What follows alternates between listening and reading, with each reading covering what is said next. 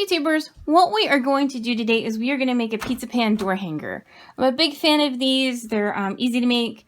They're also flat and easy to store. So this is my little Easter one. We are doing this with the new UV DTF stickers. My local vinyl place started printing them recently for us.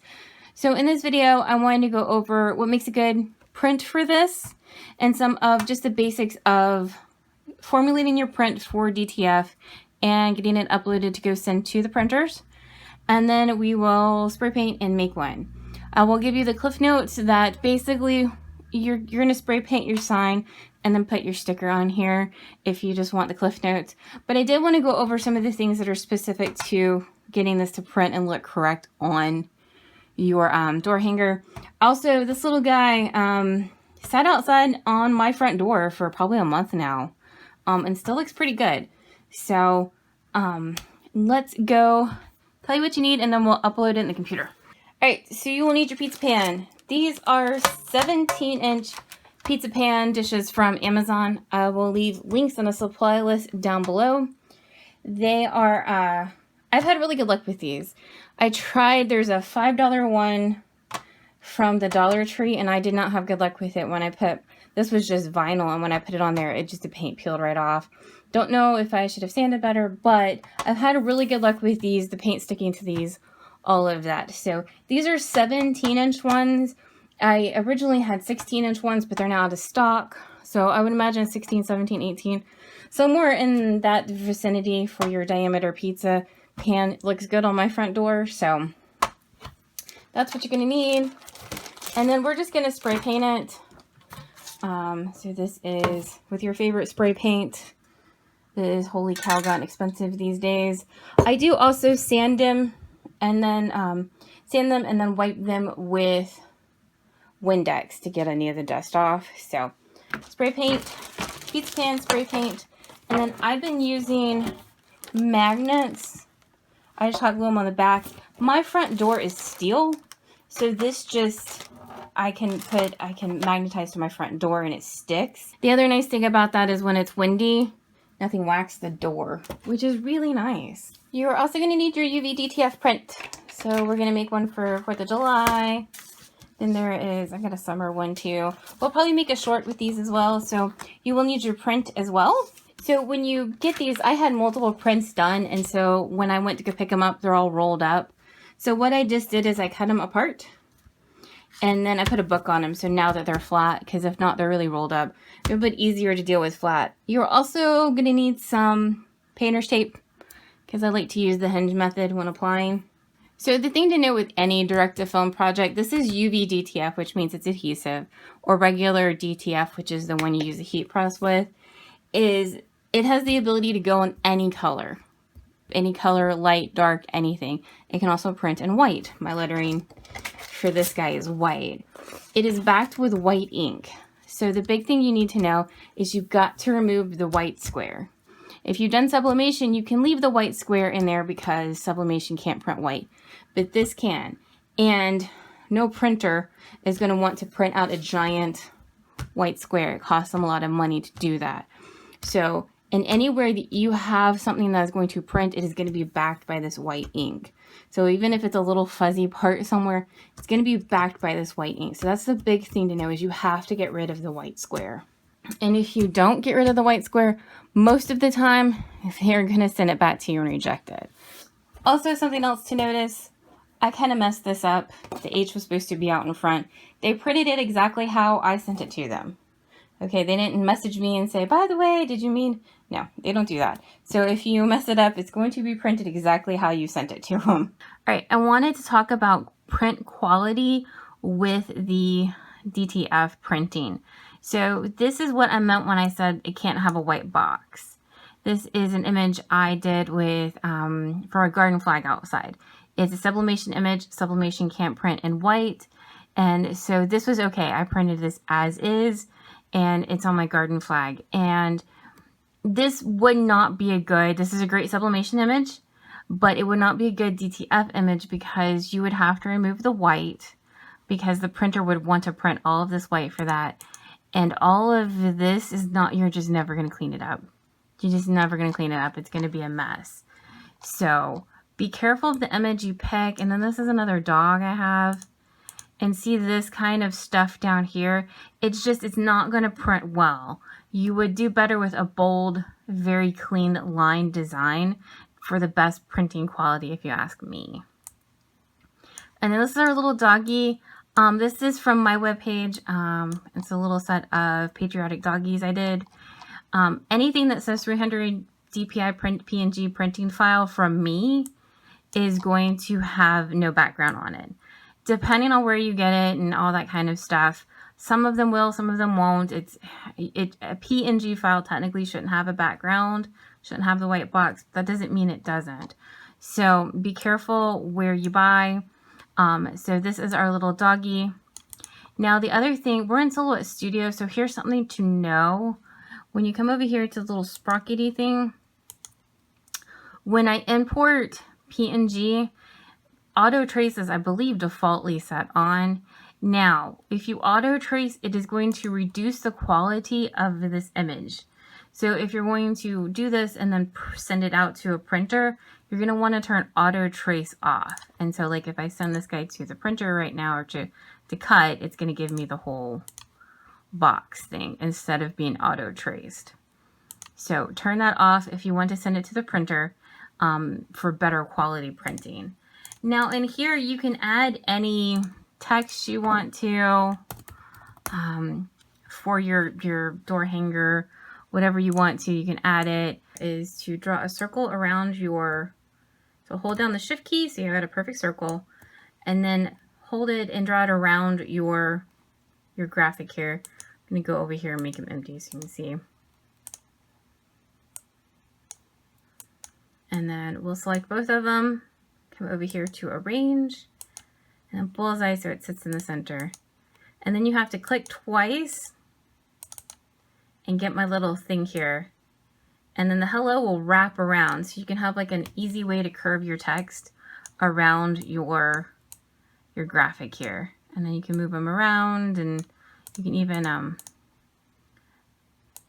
yeah. So Silhouette's got a lot of cool kind of things you can do with text to create a text to image here. So now what we're going to do is,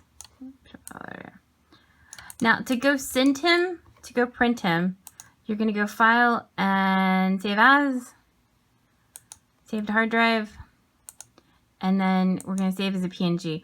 The ability to save as a PNG is a business edition upgrade, so you would need to have and buy business edition.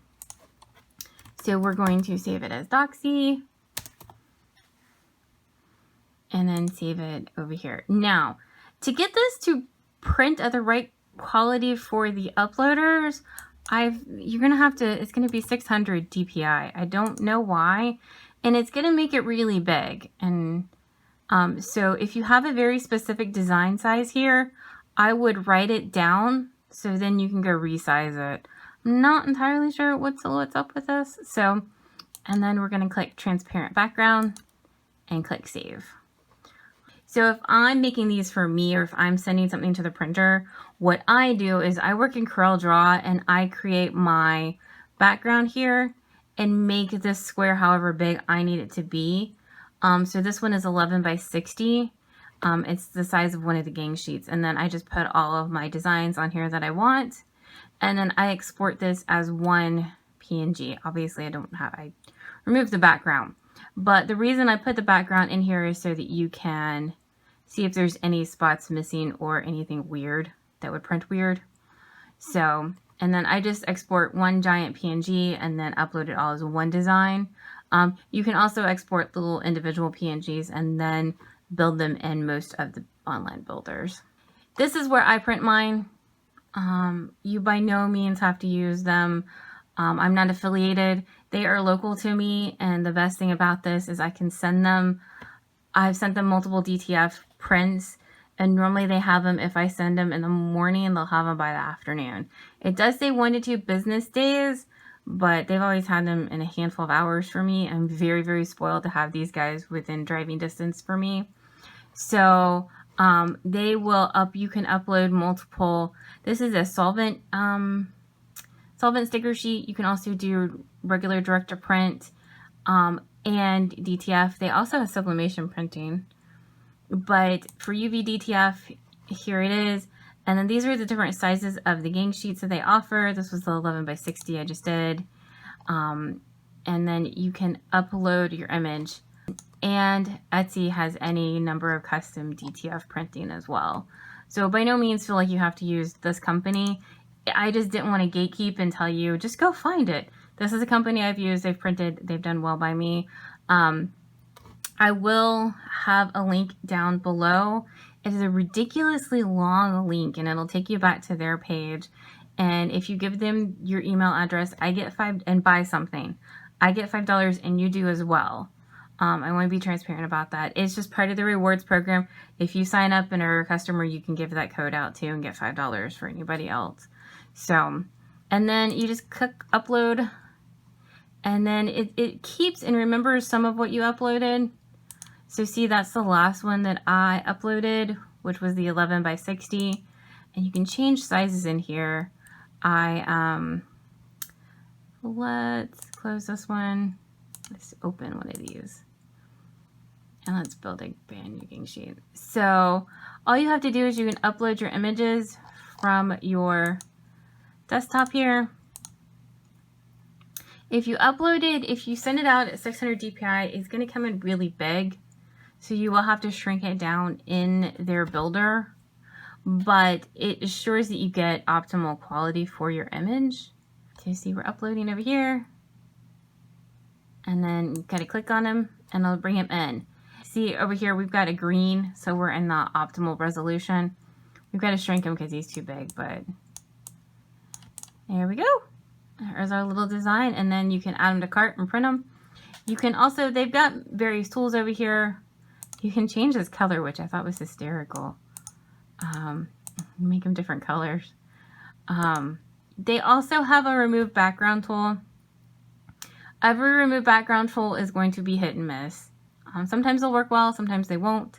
If you buy an image that does not need its background removed, it's probably the best. Add to cart and then print, and they will send it to you. So, and there is our little dog. I put red, white, and bark. So we'll have a patriotic one. But I love these so much. And we've got some hair from my real dog too. So, but there you go. I did want to point out one little thing. It does need to be a fat, beefy design. Here I wrote class of 2024, the graduation present. But see how there's very little white backing this? I'd be very surprised if this actually stuck to anything. So, I either should have put an offset around the design so that that was included in it, or I should have made the letters fatter, or my design bigger. But something this little, now keep in mind it's really little, is probably not going to transfer well. So keep that in mind. So we are going to sand and clean and spray paint our pizza pan. Alright, so honestly, I don't even know what grit this is. It's just to kind of take some of the really non-stick shiny off of these guys so that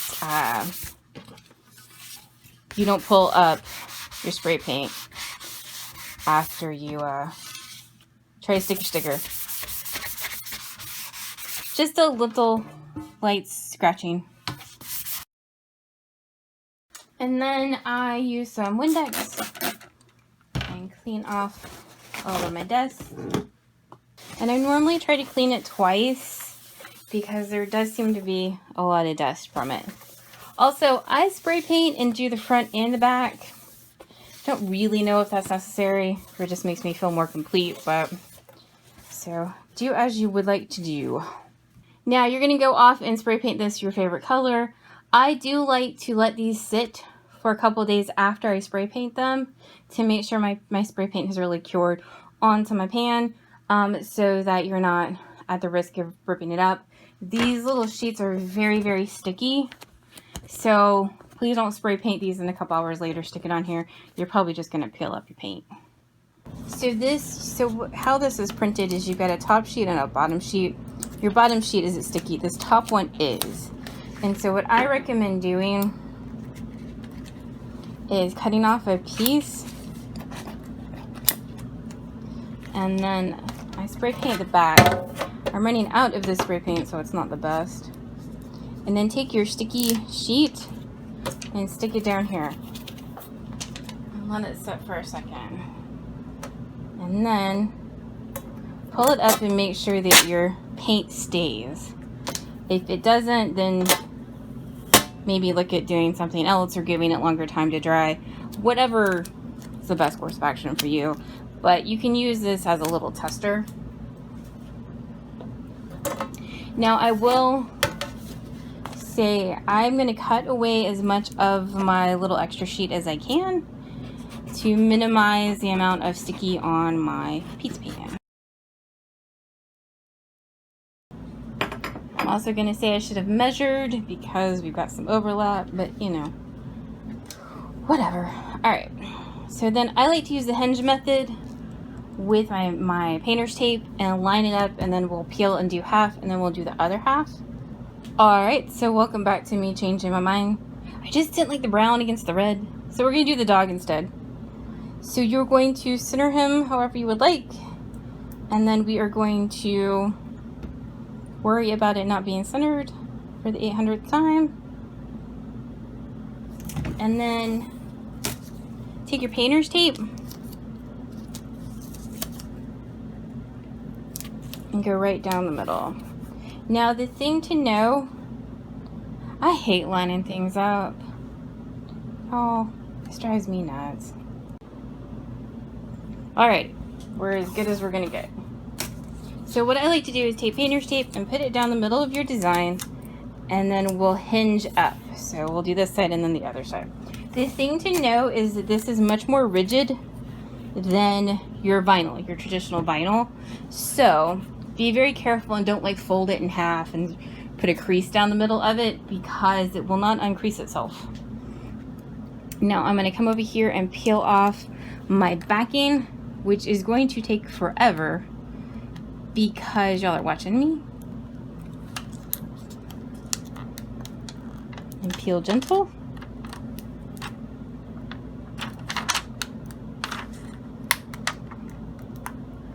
They do have a bit of a smell when you take them apart. And then we will cut.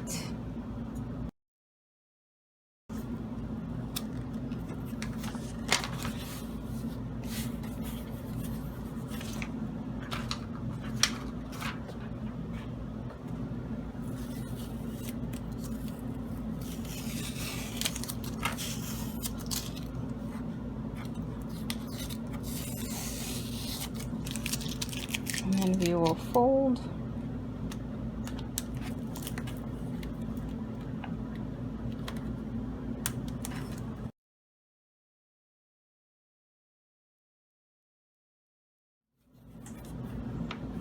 And now we're going to peel.